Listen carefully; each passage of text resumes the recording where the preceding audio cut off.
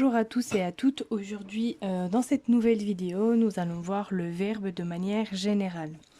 Nous allons reprendre quelques notions assez simples comme la conjugaison des temps simples et au fil de la vidéo, nous augmenterons légèrement le niveau de difficulté pour atteindre à la fin de la vidéo, je l'espère, un niveau un petit peu plus haut, en sachant qu'il n'y a toujours rien de bien dramatique, de bien compliqué dans ces notions-là. Mais à la fin, ce sont peut-être de nouvelles notions pour vous et ces notions-là sont à maîtriser à la terminale. À la fin de la terminale, il est plus que primordial de les savoir.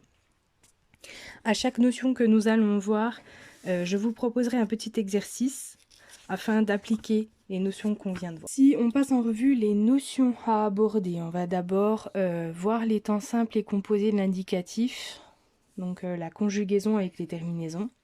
Ensuite, on verra les modes verbaux. On passera ensuite sur la voix passive et active. Enfin, les valeurs des temps de l'indicatif.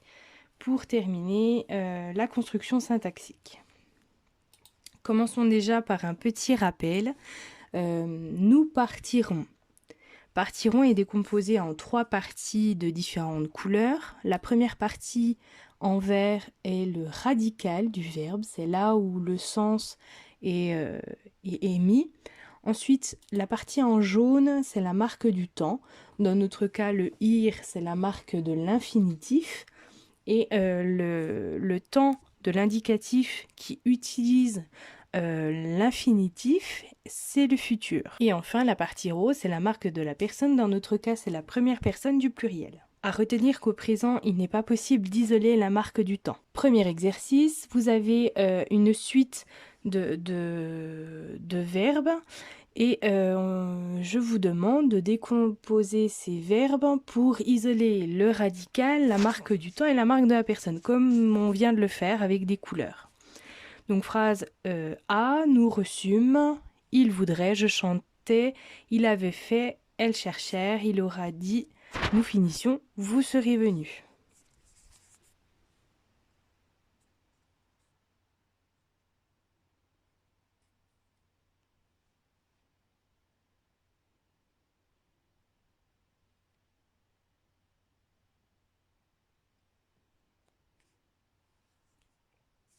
Si vous n'avez pas assez de temps, vous pouvez mettre sur pause.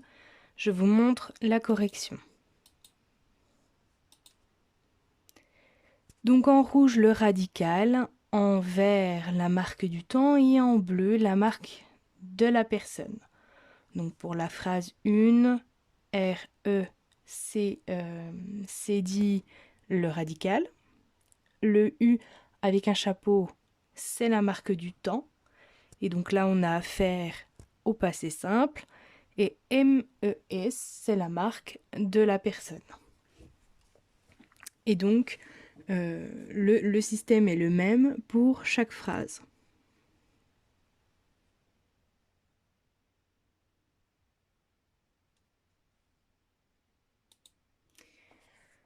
Première notion que nous allons aborder, ce sont les conjugaisons des temps simples et composés de l'indicatif.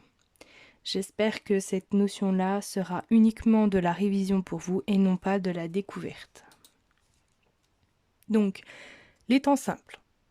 On va prendre l'exemple du verbe aimer qui est du premier groupe. Petit rappel, les verbes du premier groupe se terminent en ER, les verbes du deuxième groupe se finissent en IR et les verbes du troisième groupe, c'est plus ou moins la poubelle, avec quelques verbes qui se terminent en IR et puis tous les autres verbes.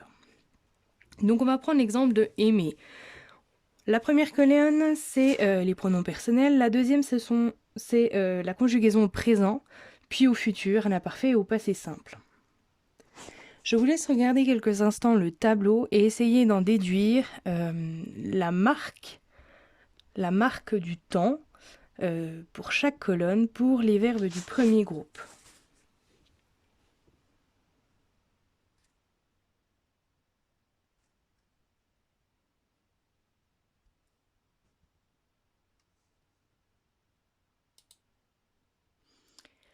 Si on fait une sorte de carte mentale, carte mentale très rapide, parce que une carte mentale, c'est pas vraiment ça.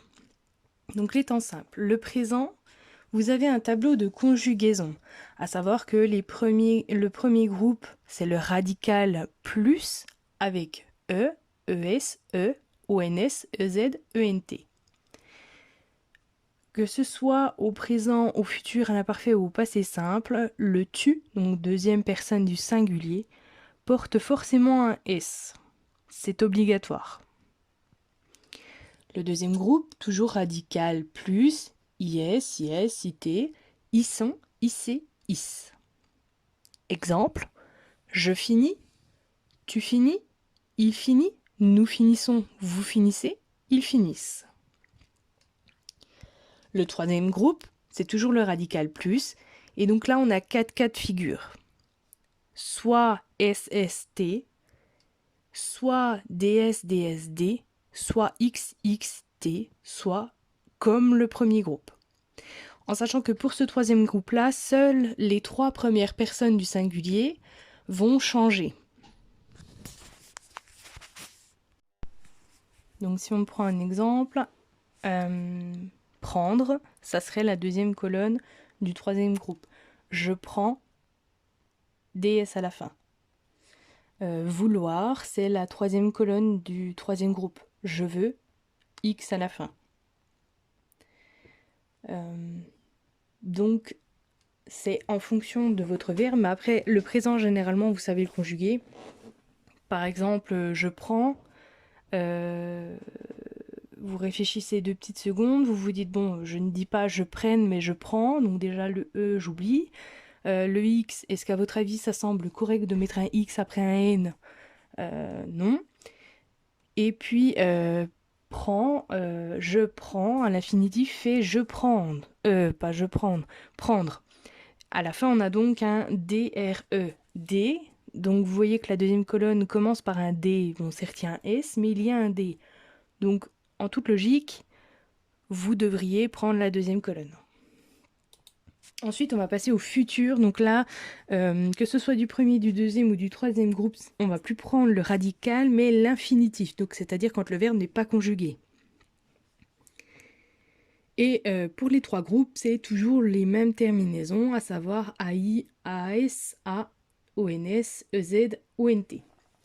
Et puis petit plus, vous pouvez dire dans votre phrase demain, et puis vous continuez votre phrase afin de mieux conjuguer. Par exemple, demain, je prendrai. Demain, tu finiras. Vous voyez que on a mis l'infinitif, donc c'est-à-dire le verbe non conjugué, finir, et auquel on va ajouter du coup les terminaisons. Le futur, il n'y a rien de bien compliqué, tout comme le présent. L'imparfait est généralement le temps le plus simple, puisque c'est toujours la même chose. En revanche, le passé simple, tant qui aujourd'hui en français n'est plus utilisé à l'oral, il est énormément utilisé en revanche à l'écrit, notamment dans des textes littéraires. C'est pourquoi, encore aujourd'hui à l'école, vous êtes censé l'apprendre par cœur, puisque quand vous lisez un texte, la plupart des mots, quand le récit est au passé, sont écrits au passé simple. Donc ce temps-là, on va pas trop s'attarder, puisque c'est quelque chose que vous devez impérativement apprendre par cœur.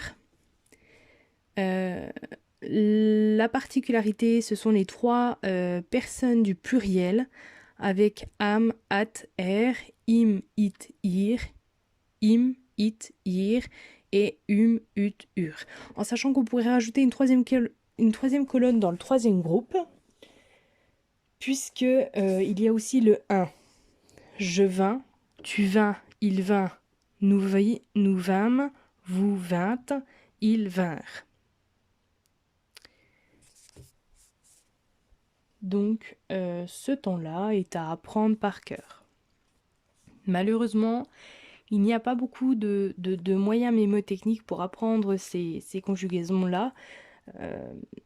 C'est comme au primaire, c'est de l'apprentissage par cœur. Il n'y a pas de secret, c'est comme les tables de multiplication.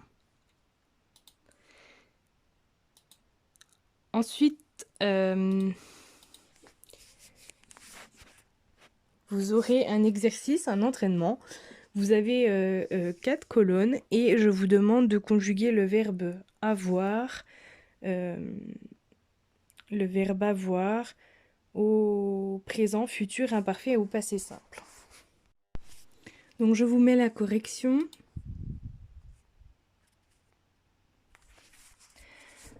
Donc j'ai, tu as, il a, nous avons, vous avez, ils ont. Demain j'aurai, demain tu auras, il aura, nous aurons, vous aurez, ils auront. J'avais, tu avais, il avait, nous avions, vous aviez, ils avaient. Et passé simple, j'eus, tu eus, il eut, nous eûmes, vous eûtes, ils eurent. Ensuite, pareil, le même exercice, mais cette fois-ci pour le verbe être. Vous allez devoir, pareil, le conjuguer au présent, futur, imparfait et passé simple.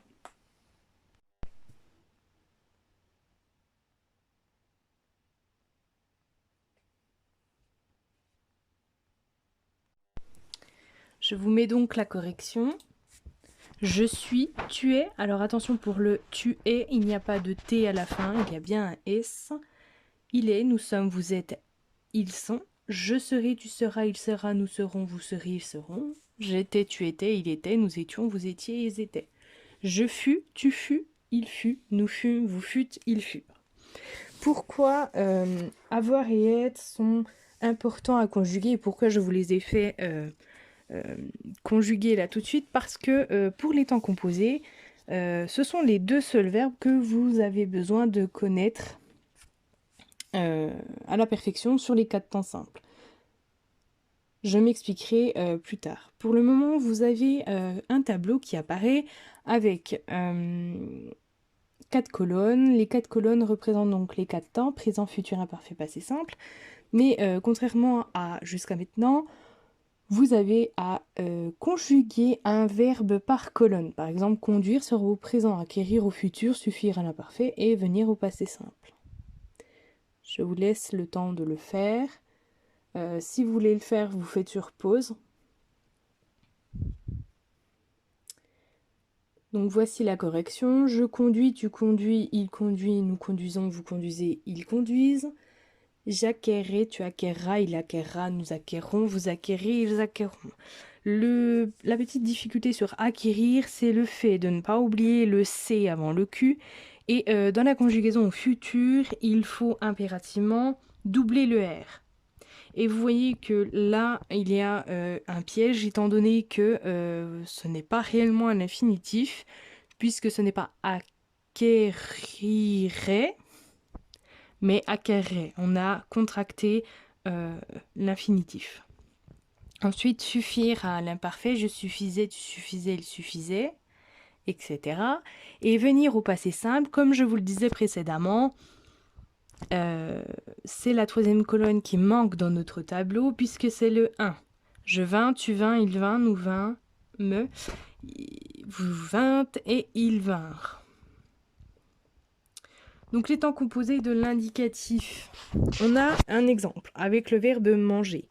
Vous avez la première partie de tableau qui reprend les temps simples et la deuxième les temps composés. Et on va faire un comparatif entre les deux. Le présent, c'est je mange. Le passé composé, c'est j'ai mangé. Le futur, je mangerai. Le futur intérieur, j'aurai mangé. L'imparfait, je mangeais.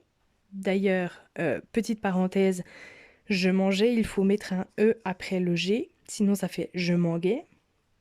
Plus que parfait, j'avais mangé. Passé simple, je mangeais.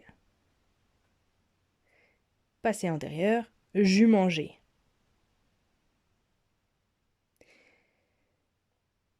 Quelle est la particularité des temps composés? Eh bien, déjà, il y a deux mots comparés au temps simple. Et ça s'explique parce que les temps composés se conjuguent de cette façon-là. Vous devez avoir un auxiliaire, être ou avoir, qui se conjugue au temps simple. Et ensuite, vous ajoutez le participe passé du verbe. Si je vous demande de conjuguer un verbe au passé composé, vous allez donc ajouter être ou avoir, donc un auxiliaire, conjugué au présent. Et vous ajoutez le participe passé du verbe. le futur antérieur, votre auxiliaire sera au futur simple. Le plus que parfait à l'imparfait, le passé antérieur au passé simple.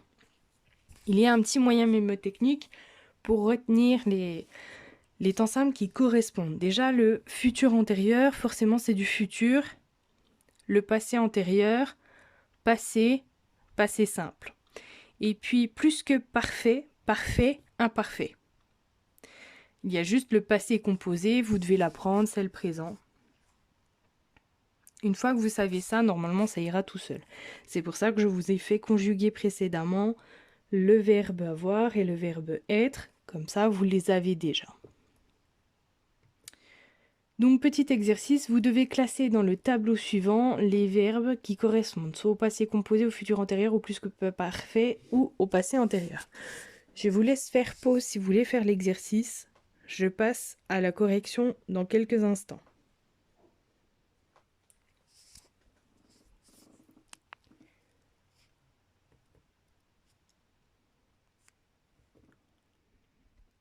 Donc au passé composé, on a tu as assiégé, pardon. Ils ont chanté, ils sont venus, vous aurez connu, nous aurons dit. Nous avions battu, il avait valu pour le plus que parfait. Enfin, le passé antérieur, j'eus suivi, ils furent nés, vous eûtes voulu. Alors attention, il y avait un petit piège. Il sera cru. Le verbe croire au futur antérieur se conjugue comme ceci, il aura cru. En effet, croire au passé composé, il a cru. C'est avoir et pas être. Il est cru sous-entend que quelqu'un croit en lui. C'est plus un adjectif et une caractéristique propre qu'un verbe conjugué. Dans la phrase « il sera cru », le cru devient un adjectif et pas un verbe. Bref, on va pas rentrer dans les détails parce que c'est un peu compliqué et j'ai peur de vous embrouiller dans cette vidéo-là. Petite parenthèse qui est super importante.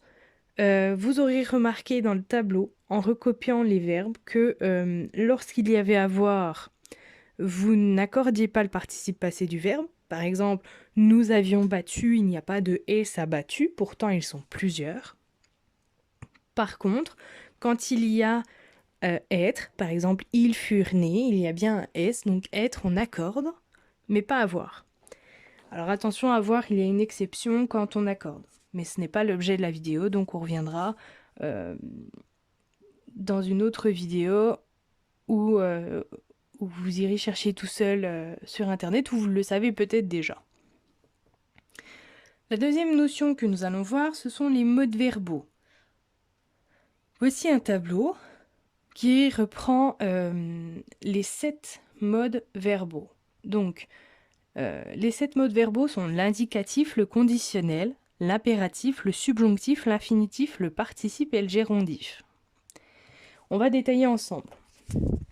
L'indicatif, c'est les 8 temps qu'on vient de voir, donc les 4 temps simples et les 4 temps composés. Ensuite, le conditionnel sert à atténuer une demande ou quand il s'agit d'une hypothèse. Par exemple, vous avez fait une connerie, une bêtise dans la semaine, vous allez demander à vos parents pour sortir, vous n'allez pas leur dire « je veux sortir ». Vous allez donc utiliser le conditionnel « je voudrais sortir ». Ensuite, l'impératif, c'est l'ordre. Le subjonctif, il y a toujours un « que » devant. Il faut que j'aille, par exemple. L'infinitif, c'est le verbe non conjugué et le participe. Alors, le participe présent, c'est quand on met ANT à la fin. Et le participe passé, c'est laver, cru, fini, etc. Et le dernier, c'est le gérondif. En fait, vous allez prendre l'adverbe en, enfin la préposition en. Vous mettez votre verbe au participe présent. Ce qui donne par exemple en marchant. Donc je reprends 7 modes verbaux. Indicatif, ce sont les temps normaux. Conditionnel, c'est pour atténuer la demande. L'impératif, c'est l'ordre. Le subjonctif, vous avez toujours un que devant. L'infinitif, c'est le verbe non conjugué. Le participe, soit participe présent int, soit participe passé et.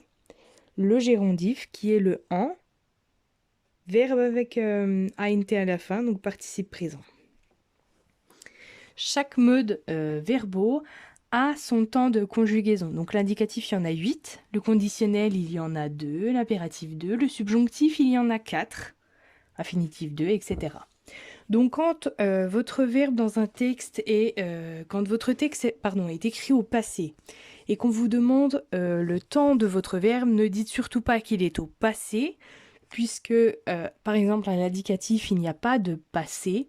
Il y a du passé simple, du passé composé ou du passé antérieur, mais il n'y a pas de passé. Le temps passé n'existe pas. Ensuite, dans les autres modes verbaux, comme vous pouvez vous en rendre compte, il y a plusieurs passés. Donc, dire qu'un verbe est conjugué au passé n'est pas juste, puisque soit vous êtes trop flou, soit alors vous êtes à côté de la plaque. Précisez énormément votre réponse si vous dites passé. Passé de l'impératif, passé du subjonctif, passé de passé simple, etc. Donc petite carte mentale pour vous montrer ce qu'il faut chercher pour avoir un mode verbal. L'infinitif, on se demande si le verbe est conjugué. L'impératif, est-ce qu'il s'agit d'un ordre? L'indicatif, est-ce que le verbe est conjugué à un temps que l'on connaît? Conditionnel, est-ce que c'est une action incertaine, une condition, une hypothèse, ou pour atténuer la demande, etc., etc. Donc, vous devez passer par, en fait, 7 étapes, pardon. Il y a 7 étapes pour savoir un mode verbal. De temps en temps, on pourrait vous demander les modes verbaux dans un texte. Ou votre enseignant comme ça. Il faut impérativement les savoir. Petit exercice, vous devez trouver à quel mode verbal sont les verbes soulignés dans chacune des phrases.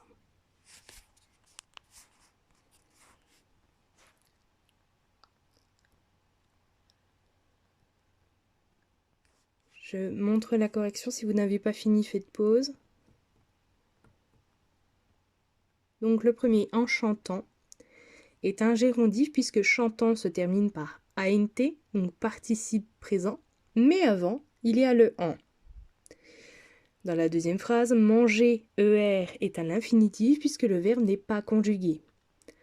Dans la troisième phrase, il s'agit d'un subjonctif puisque que tu fasses, il y a un que à la fin. Et si on l'avait mis à l'indicatif, c'était que tu fais.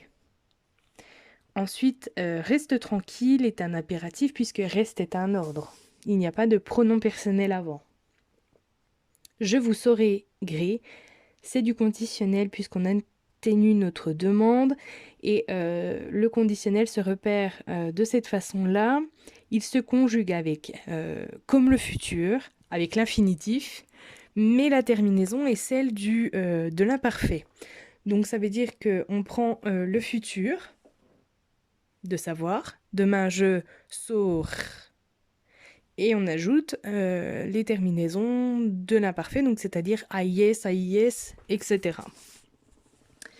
Sixième phrase, j'ai aperçu, c'est de l'indicatif et même du passé composé.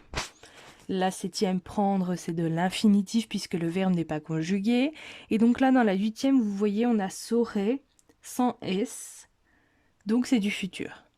Accepter et participe passé. Étudier, indicatif. Troisième notion, voix passive et voix active, c'est peut-être l'une des notions les plus simples de ce diapo-là.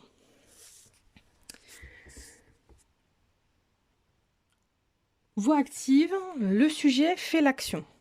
Par exemple, le chat mange la souris, le sujet de la phrase, c'est le chat. Qui est-ce qui mange? C'est le chat. Donc c'est bien le sujet qui fait l'action.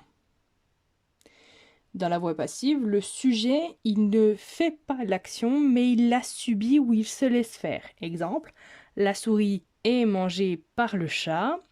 Le sujet est la souris, mais qui c'est qui mange? Ce n'est pas la souris, c'est le chat. Donc le sujet ne fait pas l'action. Vous devez impérativement faire attention au temps utilisé. Dans le tableau, mange est au présent. Donc du coup, dans la voix passive, il me faut du présent. Et dans ce cas-là, le verbe être est au présent.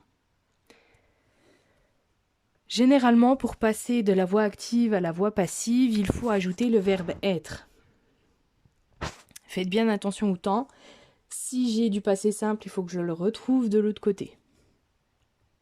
Donc, petit exercice, vous avez un tableau avec soit la voix passive, soit la voix active. Il faut donc compléter. Je vous laisse mettre sur pause. Je vais donc passer à la correction.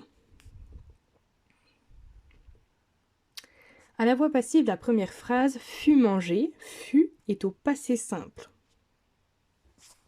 Ce qui signifie qu'à la voix active, je dois avoir du passé simple. Donc les escargots mangèrent la salade. J'inverse entre le sujet et le complément. La salade fut mangée par les escargots. J'inverse. Le sujet et la salade doivent passer en complément à la fin. Et par les escargots, qui est un complément d'agent, doit repasser devant en devenant un sujet.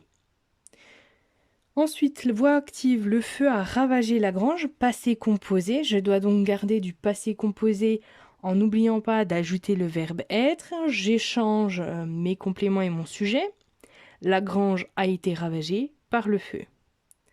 Paul avait été interpellé par la gendarmerie. Avait été interpellé, j'ai donc avait interpellé, puisque le verbe être gicle, puisqu'on est à la voix passive. La gendarmerie avait interpellé Paul. Il gagnera la course, gagnera futur. Je dois donc mettre du futur dans la voix passive et ajouter le verbe être. La course sera gagnée par lui.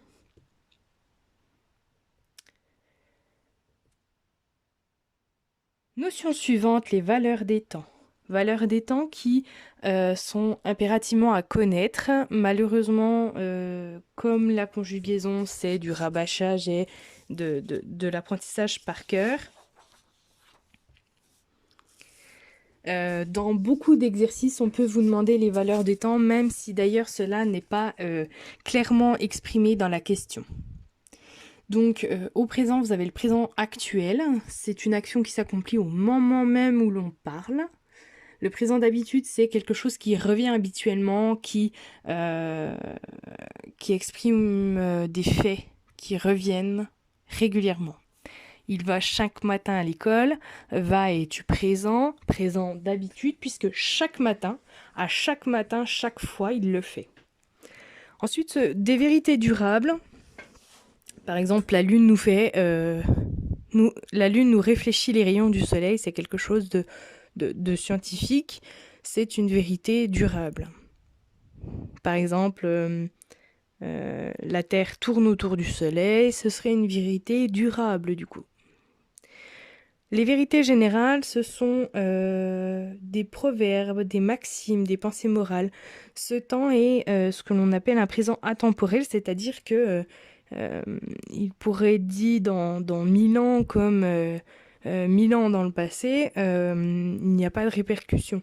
C'est quelque chose de général, comme par exemple l'expression qui d'ordine. Ensuite, on va utiliser le présent aussi lorsqu'on parle d'un passé assez récent. Nous sortons de table il y a un instant, c'est du présent, sortons, et pourtant, il y a un instant signifie déjà que l'action est passée.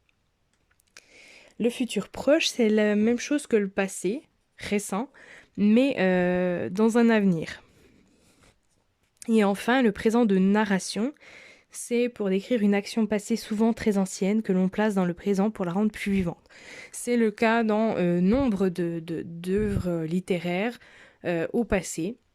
Par moment, le narrateur décide de parler au présent afin de rendre l'action ou l'histoire plus réelle, plus vivante.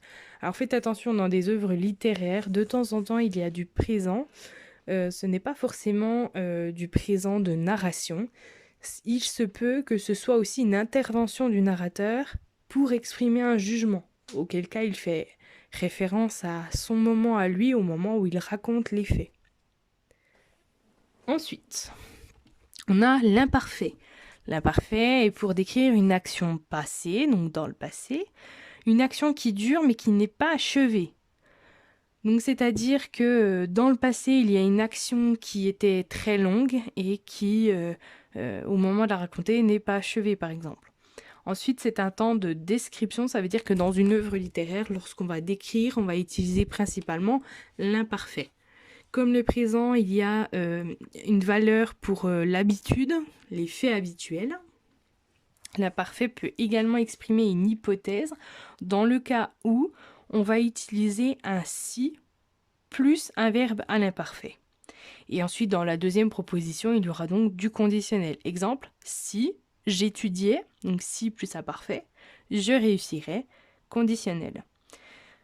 Une action sur le point de se produire dans le passé, un présent qui est atténué, et une valeur itérative. Il toussait signifierait qu'il toussait plusieurs fois. Enfin, le passé simple. Le passé simple est également un temps du passé, mais cette fois-ci, c'est un fait qui est achevé à un moment dans le passé. C'est également un temps de narration qui permet de décrire plusieurs actions qui se succèdent. Par exemple, la jeune fille écrivit, se plaignit et monta. Ce sont trois actions qui se succèdent, qui vont l'un après l'autre, et donc on va plutôt utiliser du passé simple. Ensuite, le passé simple est utilisé également quand une action est soudaine dans le passé. Soudain, je me promenais dans le bois, soudain je vis surgir devant moi un chien. Ça exprime l'étonnement. Et puis une action brève qui ne dure pas. Je fis mon devoir. Une action qui dure moins longtemps que celle de l'imparfait. Donc si on résume, l'imparfait c'est un temps qui va prendre son temps justement. C'est un temps qui va décrire une action dans le passé, mais qui va durer, qui est habituel, qui permet la description, quelque chose d'assez long, alors qu'au contraire, le passé simple, lui aussi un temps du passé, va permettre une action courte, qui a un début et une fin bien identifiés.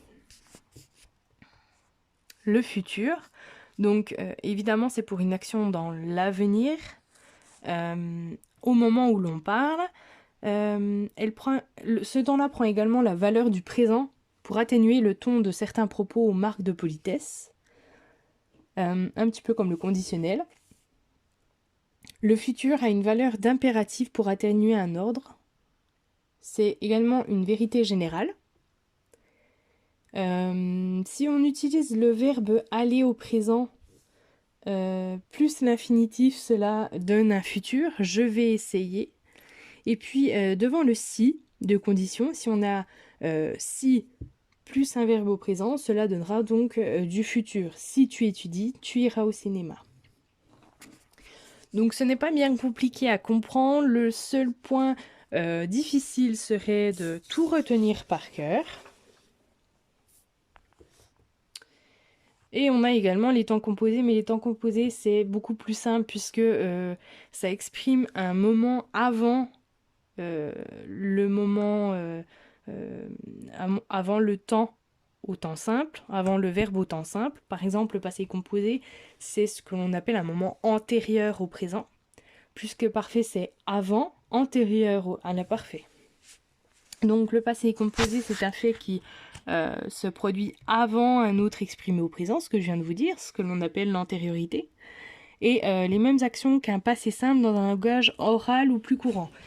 Je vous ai dit au tout début de la vidéo que le passé simple était réservé maintenant aujourd'hui à l'écrit et qu'on ne l'utilisait plus à l'oral. Aujourd'hui, on va utiliser plutôt un passé composé. Enfin, ensuite, le plus que parfait qui décrit un fait qui se produit dans un autre, avant un autre, exprimé à l'imparfait. Donc ce que je vous disais. Le passé antérieur, c'est avant le passé simple. Le futur antérieur, c'est avant le futur. Et il y a une supposition que le locuteur est presque certain. Petit exercice, donc je vous laisse trouver les temps des verbes soulignés et leur valeur. Si vous souhaitez faire l'exercice, vous pouvez faire pause. Je vais passer à la correction.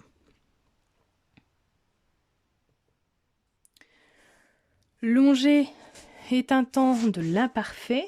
Une vieille barrière en bois longeait la route. Et il s'agit d'une description dans le passé.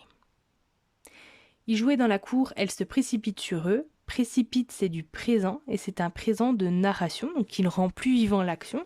Pourquoi ? Parce que juste avant, on a de l'imparfait. Et donc si on utilise l'imparfait, ça veut dire qu'on est en train de raconter quelque chose dans le passé, donc du coup, le présent de narration.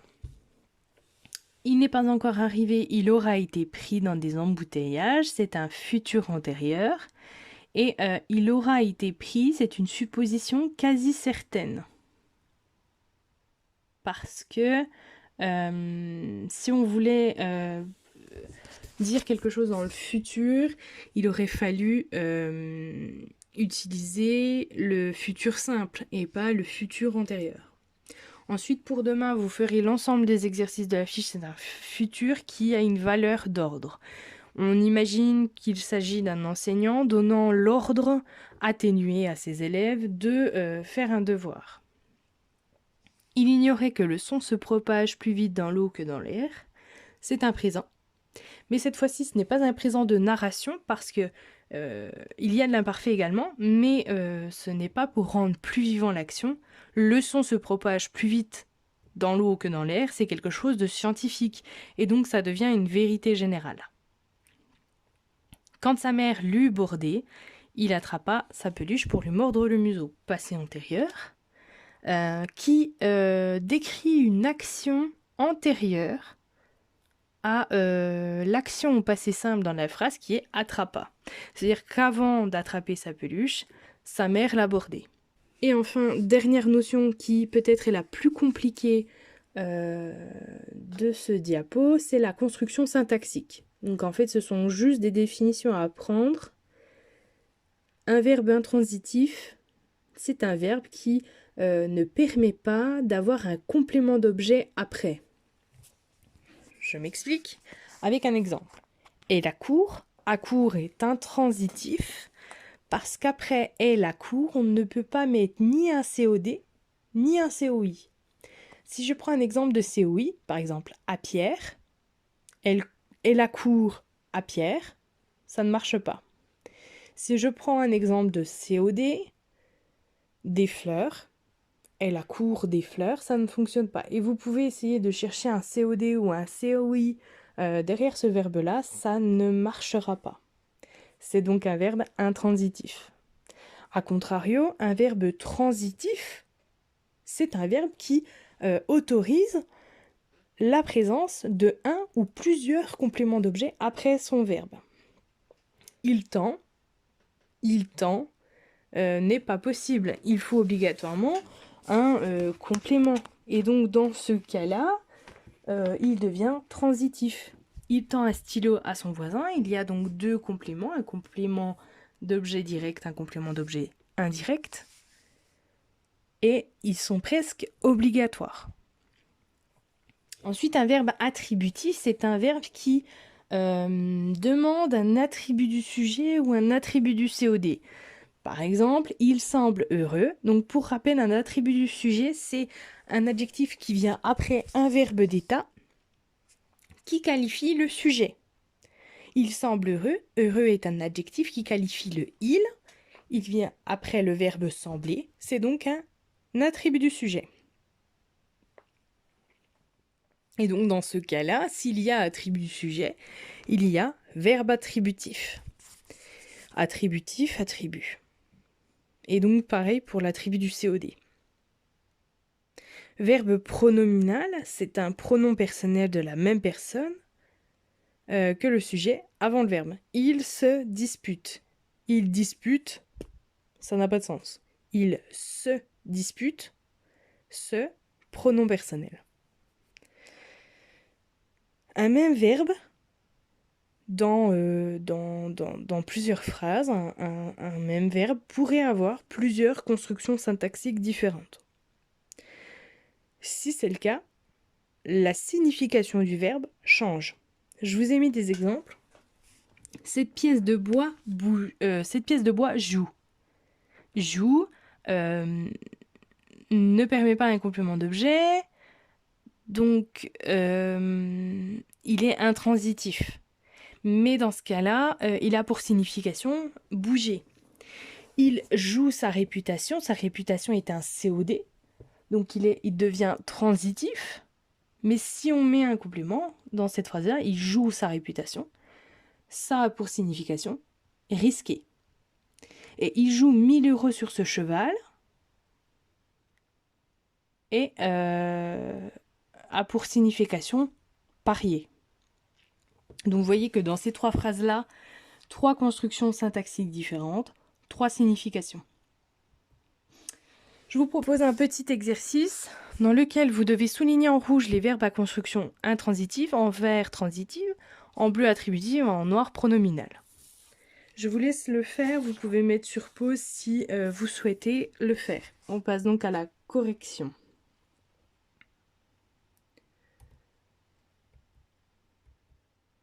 Le premier verbe traduit est transitive parce qu'elle demande un ou plusieurs compléments d'objet, à savoir elle traduit quoi ce roman français.